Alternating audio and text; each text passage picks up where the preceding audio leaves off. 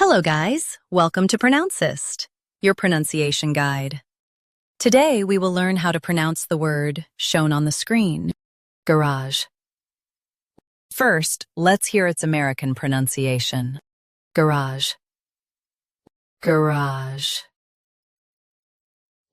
Now, read the syllables of U.S. pronunciation shown on the screen naturally. Garage. Garage. Now, let's focus on British pronunciation of this word. Garage. Garage. Now, read the syllables of British pronunciation shown on the screen naturally. Garage. Garage.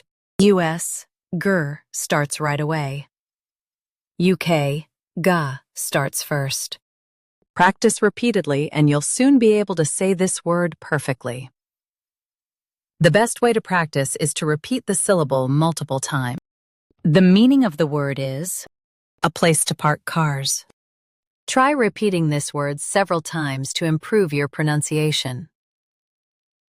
We post daily videos on useful and commonly mispronounced words to help you speak clearly and confidently. Save this video and subscribe to Pronouncist for more pronunciation guides. Thanks for watching us.